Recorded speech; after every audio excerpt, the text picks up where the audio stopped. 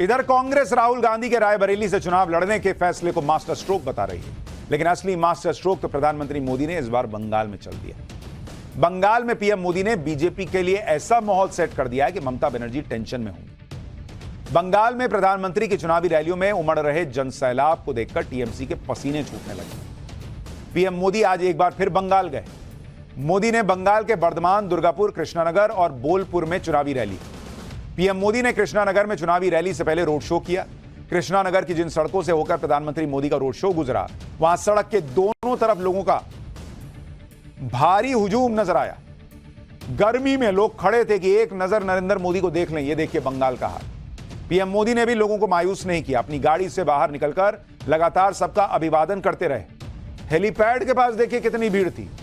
PM Modi की popularity ऐसी है कि वो देश में कहीं भी रोड शो करते हैं तो लोगों की भारी भीड़ जुटती है, लेकिन बंगाल में तो इस बार जैसे भीड़ ने सारा रिकॉर्ड तोड़ दिया है।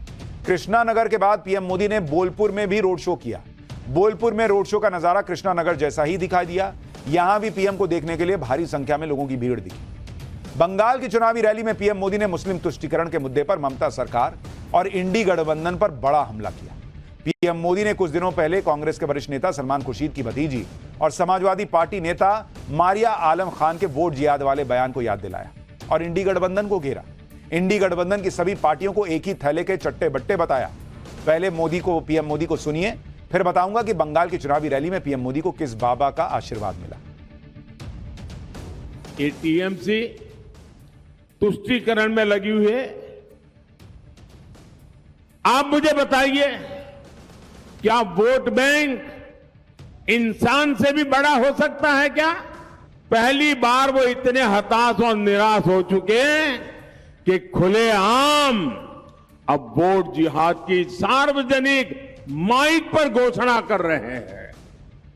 इसलिए वोट जिहाद की इस अपील पर कांग्रेस का शाही परिवार चुप है। यहां टीएमसी का परिवार चुप है, लेफ्ट का परिवार चुप है। यानी कांग्रेस हो, लेफ्ट हो, टीएमसी हो, ये इंडी अलायंस के जो भी चट्टे बट्टे हैं, सारे के सारे वोट जिहाद से सहमत है। बंगाल में प्रधानमंत्री मोदी की रैलियों में जिस तरह जनसैलाब उमड़ रहा है, उसे राज्य में 7 मई को तीसरे चरण के चुनाव वाली सीटों के लिए सीधा संदेश माना जा रहा है। जिन सीटों पर तीसरे चरण में वोटिंग होनी, उनमें मालदा उत्तर, मालदा दक्षिण, जंगीपुर और मुर्शिदाबाद की सीट शामिल है। हालांकि आज की चुनावी रैलियों के जरिए पीएम मोदी ने चौथे चरण के लिए भी बंगाल में माहौल बना दिया। बंगाल में जिस कृष्णानगर सीट पर पीएम के रोड शो में जनसैलाब उमड़ा, उस कृष्णानगर सीट की बात करें तो यहां चौथे चरण में 13 मई को वोटिंग होगी। इस बार बीजेपी ने राजमाता अमृता पॉल को कैंडिडेट बनाया है, जिनका मुकाबला टीएमसी नेता महुआ मोइत्रा से। 2019 के चुनाव में महुआ मोइत्रा ने कृष्णानगर सीट पर जीत दर्ज की थी। हालांकि पिछले साल दिसंबर में कैश फॉर क्वेरी केस में उनकी संसद सदस्यता चली गई। पिछले चुनाव में महुआ मोइत्रा को करीब 6,15,000 वोट मिले, जबकि बीजेपी के कल्याण चौबे को करीब 5,52,000 वोट मिला। महुआ मोइत्रा ने 63,000 वोट के अंतर से जीत दर्ज की। जिस तरह बंगाल की चुनावी रैलियों में जनसैलाब दिख रहा है और पीएम मोदी वहां के लोगों से खुद को कनेक्ट कर रहे हैं, उससे बंगाल बीजेपी के टारगेट 30 को पार के लिए पूरा माहौल सेट दिख रहा है। असल में पीएम मोदी की सबसे बड़ी खूबी खुद को जनता से कनेक्ट करना ही है। बंगाल की रैलियों में भी पीएम मोदी का अलग ही जलवा दिख रहा है। बंगाल की आज की चुनावी रैली में पीएम मोदी ने मंच से देखा कि एक साधु बाबा काफी देर से अपने हाथ में एक माला को लेकर खड़े। पीएम ने कैमरामैन से साधु बाबा के हाथों से माला लेने के लिए कहा। इसके बाद उन्होंने साधु बाबा को भरोसा भी दिया कि माला मेरे पास पहुंच जाएगी। सुनिए एक बार उन्होंने क्या कहा।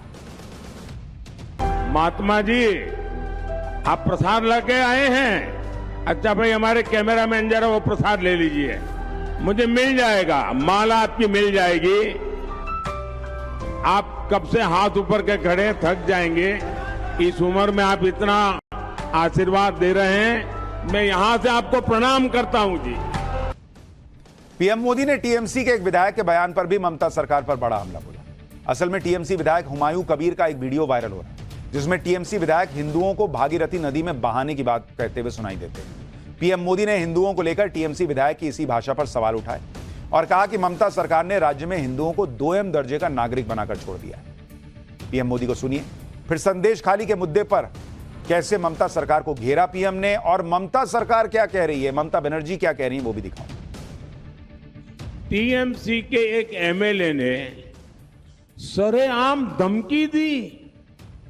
वो कह रहे थे कि हिंदुओं को 2 घंटे में भागीरथी में बहा देंगे। ये कौन सी भाषा है भाई? ये कौन सा पॉलिटिकल कल्चर है? उधर संदेश खाली में महिलाओं पर हुए अत्याचार के जिस मुद्दे पर पीएम मोदी ने ममता सरकार से सवाल पूछे, उस पर तो ममता सरकार ने कभी जवाब नहीं दिया। सीएम ममता बनर्जी का दिल कभी नहीं रोया, लेकिन बंगाल के राज्यपाल पर एक महिला ने यौन उत्पीड़न का आरोप लगाया तो ममता बनर्जी ने इसे दिल को झकझोर देने वाली घटना बताया और इस मुद्दे पर पीएम मोदी की चुप्पी पर सवाल उठाए। पूर्व बर्धमान की एक चुनावी रैली में ममता बनर्जी ने कहा कि कल राजभवन में काम करने वाली एक लड़की ने राज्यपाल पर यौन उत्पीड़न का आरोप लगाया। ममता बनर्जी ने आगे कहा कि उन्होंने वीडियो में पीड़ित लड़की का रोना देखा और उसके आंसू देखकर मैं दिल टूट गया हूं। ममता बनर्जी ने यह भी कहा कि ये वही लोग हैं जो संदेश खाली को लेकर ड्रामा कर रहे थे। मतलब दूसरा आदमी मुद्दा उठा रहा तो ड्रामा है, जबकि बंगाल सरकार ने संदेश खाली के मुद्दे पर जरूरी कदम उठाए। जरूरी कदम उठाते तो कोर्ट से इतनी लताड़ पड़ती।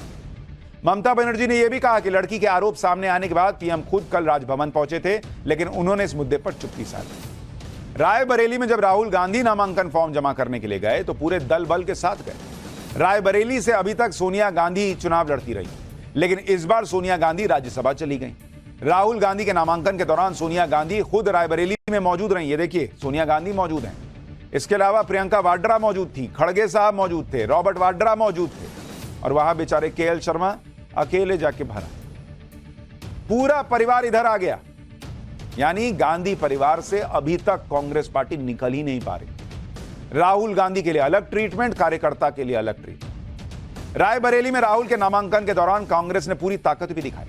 नामांकन दाखिल करने के बाद राहुल गांधी रायबरेली में कांग्रेस दफ्तर पहुंचे, पूजा में शामिल हुए। यहां भी राहुल गांधी के साथ सोनिया, प्रियंका, रॉबर्ट मौजूद थे। राहुल गांधी ने पूजा करने के बाद तिलक लगाया और नारियल फोड़ा। पूजा कराने वाले पंडित का कहना है कि रायबरेली में जो भी कांग्रेस कैंडिडेट होता है वो ये पूजा जरूर करवाता है। रायबरेली से ग्राउंड रिपोर्ट देखिए, फिर बताता हूं कि ट्रेन का टिकट खरीदने के पैसे नहीं होने के बाद करने वाले राहुल गांधी कैसे आज चार्टर प्लेन में उड़ते हुए गए। रायबरेली में अपना नामांकन पर्चा भरने के बाद राहुल गांधी अपने पूरे परिवार के साथ पहुंचे थे गणेश जी की पूजा करने के लिए, और जिस पंडित जी ने ये पूजा कराई है उनसे हम बात करते हैं। पंडित जी बताएं कि ये किस तरह की पूजा थी, कितना समय लगा इसमें, और क्या कुछ किस उद्देश्य से ये पूजा की जाती है? भगवान गणेश की पूजा है और 1967 से लगातार कांग्रेस कार्यालय में जो भी प्रत्याशी यहाँ से नामांकन करता लोकसभा का, वो गणेश जी की पूजा करता है। प्रियंका जी बैठी हुई थी, रॉबर्ट वाड्रा जी बैठे थे, राहुल गांधी जी बैठे थे, हमारी जो पूर्व सांसद हैं सोनिया गांधी जी बैठी हुई थी। 4 लोग बैठे, 4 लोगों ने पूजन किया है। रायबरेली से जो भी चुनाव गांधी परिवार से लड़ा है वो हमेशा प्रधानमंत्री बना और सरकार बनी है हिंदुस्तान के अंदर, और इस बार भी राहुल गांधी यहाँ से एमपी बनेंगे और भारत में सरकार बनेगी और प्रधानमंत्री राहुल गांधी जी बनेंगे। भाई साहब उत्साह में कह रहे हैं कि रायबरेली से जो भी गांधी परिवार का जीतता है वो प्रधानमंत्री बनता है। सोनिया गांधी प्रधानमंत्री थोड़ी थी, शायद वो रिमोट से चला सरकार चलाने को प्रधानमंत्री होना मानते हो, इसलिए कह रहे हो। खैर, रायबरेली सीट पर नामांकन दाखिल करने पर राहुल गांधी ने मीडिया से कुछ नहीं कहा, लेकिन बाद में सोशल मीडिया पर लिखा कि रायबरेली से नामांकन भावुक पल था। उनकी मां ने बड़े भरोसे के साथ परिवार की कर्म भूमि सौंपी है और उसकी सेवा का मौका दिया है। अमेठी और रायबरेली उनके लिए अलग अलग नहीं है, दोनों ही उनका परिवार है और उन्हें खुशी है कि 40 सालों से क्षेत्र की सेवा कर रहे किशोरी लाल जी अमेठी से पार्टी का प्रतिनिधित्व करेंगे। रायबरेली में आज भयंकर राजनीतिक माहौल था, क्योंकि राहुल गांधी के साथ बीजेपी कैंडिडेट दिनेश प्रताप सिंह ने भी नामांकन भरा। नामांकन के भरने जाने के दौरान बीजेपी और कांग्रेस के कार्यकर्ता सड़कों पर उतर आए और दोनों ही दलों के कार्यकर्ताओं में कहासुनी भी हुई। बीजेपी कार्यकर्ता राहुल गांधी वापस जाओ के नारे लगा रहे थे। इसके बाद कांग्रेस समर्थकों ने राहुल गांधी जिंदाबाद के नारे लगाने शुरू कर दिए। माहौल गर्मा गया, पुलिस के बीच बचाव करना पड़ा और लोगों को शांत करना पड़ा। राहुल गांधी के रायबरेली से चुनाव लड़ने को लेकर रायबरेली की जनता क्या सोच रही है, यह भी बड़ा महत्वपूर्ण प्रश्न है, क्योंकि अभी तक सोनिया गांधी रायबरेली से लड़ती आई हैं। सोनिया गांधी का रायबरेली के साथ अलग लेवल का कनेक्ट है, लेकिन क्या राहुल गांधी रायबरेली की जनता का भरोसा हासिल कर पाएंगे? खास तौर पर अमेठी छोड़ने के बाद रायबरेली से लड़ने पर क्या है रायबरेली की राय?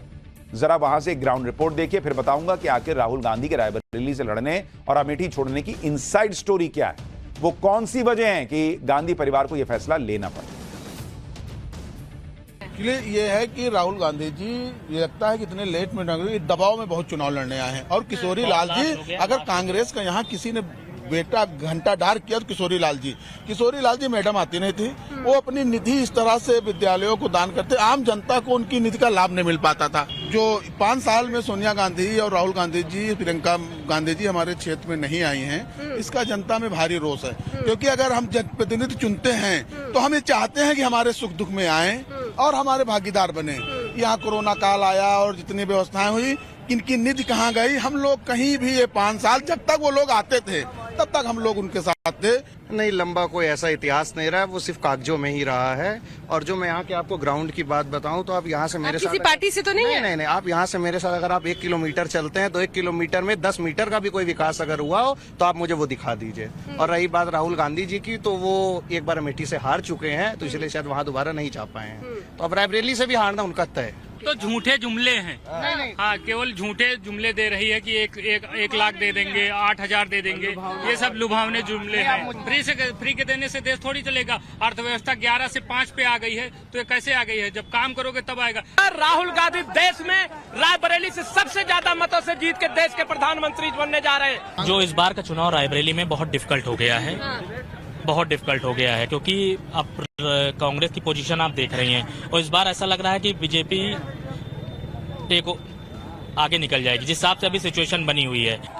राहुल गांधी आप पूर्ण 3 लाख वोटों से जीत रहा है इस बार। अब आप ये ग्राउंड रिपोर्ट देखिए और अंदाजा लगाइए कि क्या माहौल है और क्या नहीं। राहुल गांधी ने अमेठी की जगह रायबरेली को क्यों चुना? इस पर कांग्रेस का तो ये लॉजिक है कि रायबरेली भी कांग्रेस की पारंपरिक सीट है और परिवार के बड़े सदस्य होने के नाते राहुल गांधी अपनी मां की जगह यहां से लड़ रहे हैं।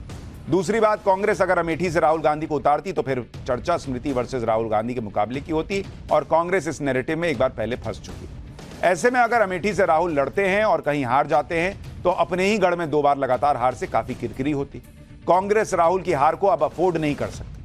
तीसरी बात, यूपी में सहयोगियों का भी दबाव था। ऐसी खबरें हैं कि अखिलेश यादव चाहते थे कि गांधी परिवार से कोई तो यूपी के चुनावी मैदान में उतरे। चौथी बात, सियासी नजरिए से यूपी एक अहम राज्य है। अगर यूपी से गांधी परिवार दूर रहता तो मैसेज सही नहीं जाता। पांचवी बात, इस बार राहुल गांधी के लिए वायनाड सीट भी उतनी आसान नहीं दिख रही जितनी 2019 में थी, इसलिए दूसरी सीट पर राहुल गांधी को उतरना ही था।